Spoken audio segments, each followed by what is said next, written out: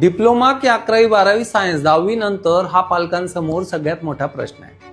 बघा 90% जर क्लॅरिटी असेल ना की इंजिनिअरिंगच करायचं आहे पुढे आणि तेही कोर ब्रांचेसमध्ये बरं का, AIML, सायबर सिक्युरिटी किंवा डेटा सायन्स ह्या ब्रांचबद्दल मी बोलत नाही आहे। एकदम कोर ब्रांचेसमध्ये भविष्यात जाऊन तुम्हाला इंजिनिअरिंग करायचं असेल आणि महाराष्ट्रातच करायचं असेल तर बिंदास डिप्लोमा पॉलिटेक्निकचा सहारा घ्या। 10वी नंतर कमी मार्क मिळाले म्हणून आम्ही डिप्लोमाला जातोय असा विचार करू नका।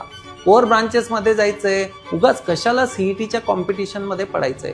कारण सीईटीच्या क्लासमध्ये आजकाल काय होतं माहिती का, जेईच्या हिशोबाने शिकवलं जातं। त्यांना असं वाटतं की आता सगळ्यांना जेईच्या हिशोबाने शिकवायचंय, म्हणजे सीईटीचा फक्त वेगळा क्लास आणि जेईचा वेगळा क्लास असं जवळपास गणितच राहिलं नाही। तर विद्यार्थी मित्रांनो, अननेसेसरी कशाला त्या कॉम्पिटिशनमध्ये जायचंय।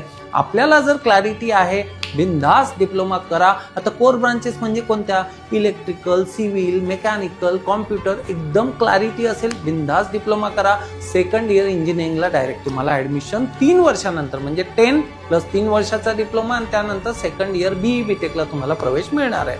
राहिला विषय 11वी-12वी, भाई जर तुमचं एकदम क्लिअर आहे की मला सगळेच ऑप्शन ओपन ठेवायचे, इंजिनिअरिंग, मेडिकल असेल, फार्मसीचं ऑप्शन असेल किंवा मला महाराष्ट्राच्या बाहेर जाऊन मोठ्या मोठ्या इन्स्टिट्यूट्समध्ये प्रवेश ठेवायचे असतील ओपन, तर विद्यार्थी मित्रांनो इथे 11वी-12वीचा पर्याय तुम्ही ठेवा। तुम्ही सीईटीची तयारी करा, जेईची तयारी करा, हा मार्ग त्यांच्यासाठी आहे। डिप्लोमा हा लवकर तुम्हाला स्किल रेडी करत असतो आणि 11वी-12वी सायन्स हा थोडा उशिरा का होईना पण तुमच्या समोर अनेक चांगले पर्याय सुद्धा ठेवत असतो। तर हा चॉईसचा विषय आहे आणि मित्रांनो लक्षात ठेवा, मार्ग कधीही चुकीचा नसतो, मार्ग बरोबरच असतो, पण आपण जो निर्णय घेतो तो चुकतो आणि तो सध्या मुलं आणि पालक दुसऱ्यांच्या स्वप्नासाठी निर्णय घेतात।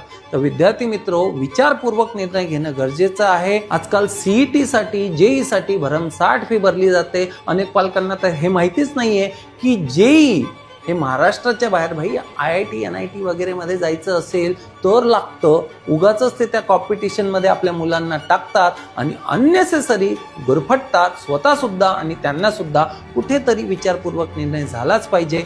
कन्फ्यूज असाल, NHG अकॅडमीची मदत तुम्हाला होऊ शकते। विद्यार्थी मित्रांनो, 10वी नंतर पॅरलली काय आणि कसे स्किल डेव्हलप केले पाहिजेत या काउन्सिलिंगसाठी NHG अकॅडमी, प्रत्यक्षात माझी मुकेश जैनची मदत तुम्हाला होऊ शकते। खाली दिलेल्या नंबरवर आपण संपर्क करू शकता। Thank you very much.